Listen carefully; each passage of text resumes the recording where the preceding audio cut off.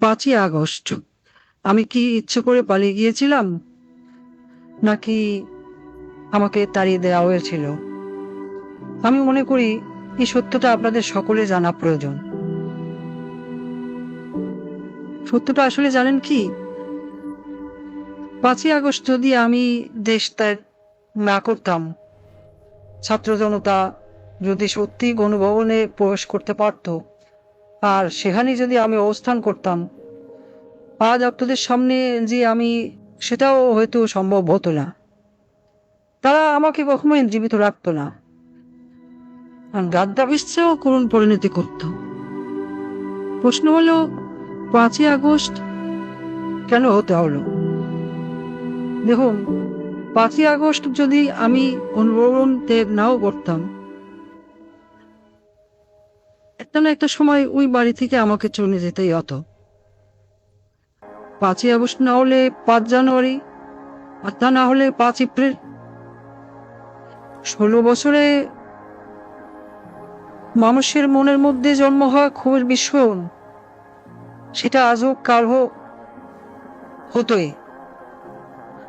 পরপর 3টি নির্বাচনে দেশের প্রজন্মকে ভোট দিতে দেয়নি। তারা আমার উপর যেভাবে খেপেছিল, আমার পতন না করে তারা ঘরে ফিরত না। আসলে আমার পরিবার পরিজন আর দলের নেতাকর্মী, তারা এই যে দেশে যে পরিমাণ দুর্নীতি, লুটপাট আর রাজধানীর রাজত্ব কায়েম করেছিল, শক্ত হাতে তা দমন না করতে পারাই হয়তো আমার রাজনৈতিক জীবনের সবচেয়ে বড় ব্যর্থতা। বা নিজের ভুলের কথা যদি বলি, আমি চেয়েছিলাম দেশকে উন্নত করতে, কিন্তু বলে গিয়েছিলাম সুশাসনের কথা, জনগণের ভোটের অধিকারের কথা। কিন্তু প্রশ্ন হলো, ঘৃণা কি শুধু আমার একার প্রাপ্য? আমি কি একা একা এই দেশ রোধ করেছি? আমার তো একটা পরিবার ছিল, একটা বড় দল ছিল। তারা তো উন্নয়ন উন্নয়ন বলে সবসময় কান ঢালাবলা করে ফেলতো।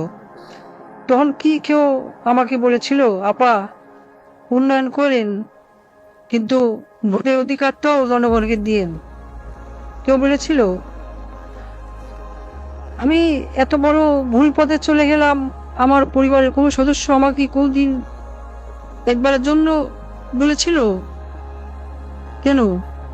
আমি কি শুধু তাদের কাছে টাকা কামাই করার মেশিন ছিলাম? আমাকে ব্যবহার করে শুধু আমার বলে নেতা কর্মীরা পয়সা কামিয়েছে, তা কিন্তু না। আমার নিজের আপন বোন, সে তো রাজনীতির রও জানতো না, কোনোদিন রাজনীতিতে নাম লেখায়নি, কিন্তু দেশের ব্যাংকগুলো থেকে 12 আনার টাকা পয়সা সব লন্ডনে নিয়ে গেছে। লন্ডনের ব্যাংকগুলোতে যে টাকা আছে, সেগুলো তো কোথার দৈত্য বিয়ে দিয়ে আসেনি। আর যেসব পুলিশ সদস্য আমার কথা শুনে ছাত্রদের উপর গুলি চালিয়েছে বলা হচ্ছে, তারা কি শুধু আমার ক্ষমতা রক্ষার জন্য গুলি চালিয়েছে, নাকি নিজেদের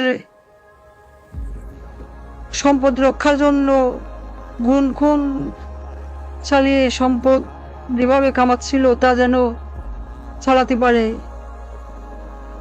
সেজন্য গুলি চালিয়েছিল?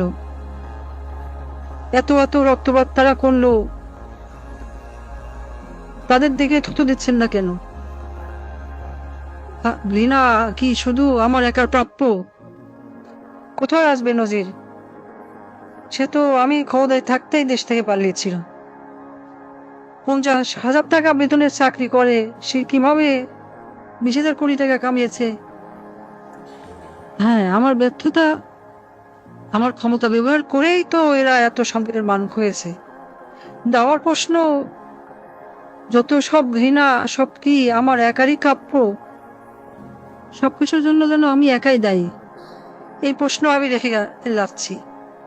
পরমাণু বিদ্যুৎ প্রকল্পে $12 বিলিয়ন থেকে আজ $2 বিলিয়ন আত্মসাতের অভিযোগ ঘটেছে। শেখ রেহানা কেন এত টাকা দাবি করলো?